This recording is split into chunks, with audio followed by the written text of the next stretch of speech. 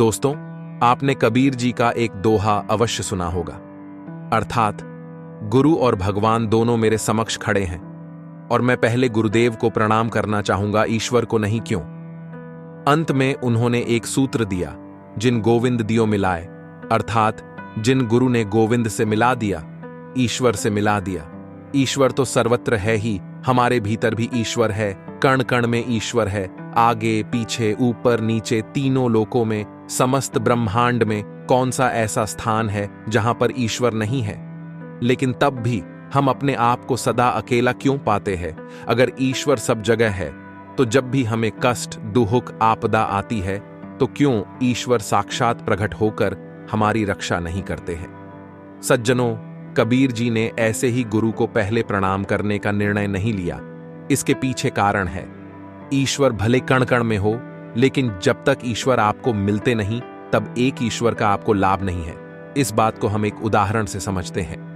आप बहुत गरीब हैं और एक कमरे में रह रहे हैं, ना खाने को भोजन, पहनने को वस्त्र और बीमार है, इलाज के लिए पैसे नहीं है। और मान लीजिए उस कमरे में जहां पर आप जमीन पर चादर बिछाकर सोते हैं, उसी के नीचे जमीन में खजाना पड्डा हो। वह खजाना तो है, लेकिन अगर वह खजाना आपको मिला ही नहीं तो क्या उस दबे हुए खजाने का आपको लाभ है? आपकी गरीबी दूर होगी, जाहिर सी बात है। नहीं, लेकिन अचानक आपके पास कोई भद्र पुरुष आता है। वह व्यक्ति कहता है कि भाई थोड़ा सा हटना तो और यहां से खुदाई करके जहां तुम बैठे हो, ठीक उसी के नीचे खजाना है। आओ, मैं साथ में लगकर उसे खुदवाता हूं और देखते ही देखते तुम अपार धन के मालिक हो जाओगे। आप संदेह न करें और एक बार उनकी बात मानते हुए आप यहां से खुदाई करें और क्या पाते हैं? हीरे जवाहरात, धन संपदा से भरपूर्ण एक सुंदर खजाना आपके हाथ लगता है। निश्चित ही आपकी गरीबी, आपकी दरिद्रता वह खजाना ही दूर करेगा, इसमें कोई संदेह नहीं। लेकिन जैसे ही एक तरफ खजान पड़ढ़ा है जो आपकी दरिद्रता को दूर करेगा और एक तरफ वह सज्जन पुरुष खड्डहा है जिन्होंने वह खजाना आपको खनवाया, आपको प्राप्त करवाया, तो बताइए इस स्थिति में आप किसको प्रणाम करेंगे? उस खजाने को जो था तो आपके ही घर में, लेकिन कभी नहीं कहा कि लो मैं स्वयं जमीन से निकलकर तुम्हारे समक्ष, तुम्हारे झोली में आता हूं और कर लो अपनी दरिद्रता का नाश। और दूसरी तरफ वह सज्जन है जो ना कि आपके रिश्ते में है, ना पहचान में है, बस मिले और कहा कि लो यहां से खुदाई करते हैं और खजान लेते हैं। बस खुदाई की और आपको खजाना दिलवा दिया, तो आप किसको प्रणाम करेंगे? पहले निश्चित है केवल प्रणाम ही नहीं, आप उन सज्जन पुरुष के चरणों में फुट फुट कर रोएंगे, बार बार नमन करेंगे, उनके चरण चूमेंगे कि हे आदरणीय, ये तो आप आए और मेरे समस्त कष्टों का निवारण कर डाला। इसीलिए खजान होना बद्धी बात नहीं थी, खजाने का पता लगना और उसका मिल जाना यह बद्धी बात थी।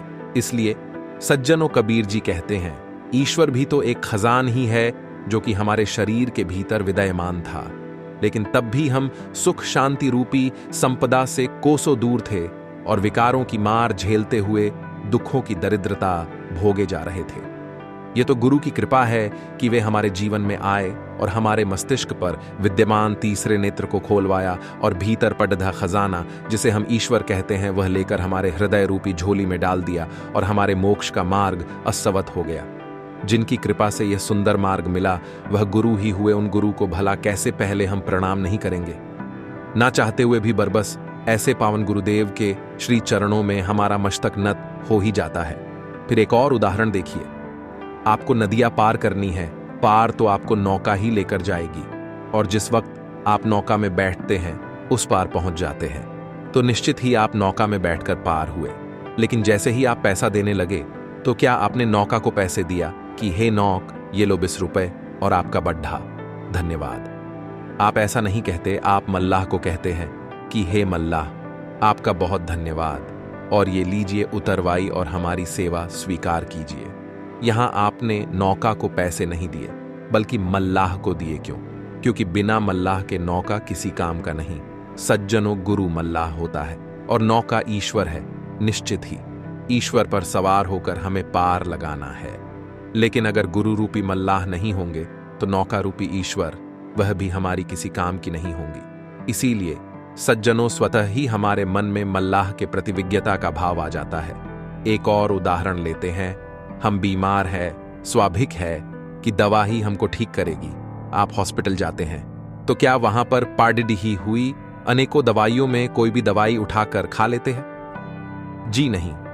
ठीक, तो आपको दवा ही करना है, लेकिन उसके पहले आप किसके पास जाते हैं? आप डॉक्टर के पास जाते हैं और डॉक्टर से कहते हैं कि डॉक्टर साहब हमें ठीक कर दीजिए। निश्चित ही ठीक तो दवा ही करेगी। लेकिन आप कहते हैं कि डॉक्टर साहब आप ठीक कर दीजिए, और डॉक्टर आपको दवा देते हैं, आप ठीक होते हैं, और जैसे ही आप ठीक हुए आप धन्यवाद किसका करते हैं? डॉक्टर की, ना कि दवाई की। अर्थात दवा तो है और ठीक भी दवा ही करेगी, लेकिन बिना डॉक्टर के वह दवा आपके लिए मिट्टी के समान है। और बिना डॉक्टर के अगर आपने सीधे दवा लेना आरंभ कर दिया तो हो सकता है कि आप अधिक बीमार पड़ीडीडीएच जाए। ईश्वर भी दवा है, जो कि हमारी 84 लाख युवनियों की बीमारी का इलाज है। लेकिन क्योंकि गुरु वैद्य है, उनके बिना अगर आप कहेंगे कि ईश्वर रूपी दवा आपको लाभ कर जाएगी तो यह भ्रम है। इसीलिए ग्रंथों में कहा, मेरा वैद गुरु गोविंदा हर हर नाम औखद मुख देवय काटे जम की फंदा। अर्थात मेरा वैद गुरु है और हरि के नाम की औषधि मुझको देता है, और काटे जम की फंदा यम दूतों की फंदों को काट देता है, बीमारी दूर कर देता है। इसीलिए सज्जनों, गुरु खजान दिलवाने वाले वे सज्जन पुरुष हैं। नदियां पार करवाने वाले मल्लाह है, और बीमारी ठीक करने वाले वैद है।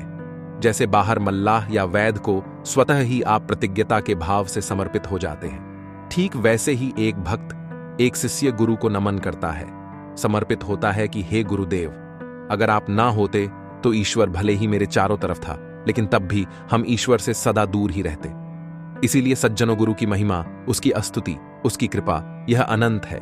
इसीलिए सदा प्रार्थना करें कि हे गुरुदेव, हम कहीं भी रहे, लेकिन आपकी याद, आपका स्मरण, आपका प्रेम, आपका दुलार, स्नेह हम हर घड़ी महसूस करें, हर छड़ी रोम रोम में। ऐसे ही प्रार्थना करते हुए सज्जनों, गुरुदेव को मन ही मन नमन करें। और आपसे निवेदन है, यह प्रसंग आपको अच्छा लगा हो तो कृपया अपने दोस्तों के शेयर जरूर करें।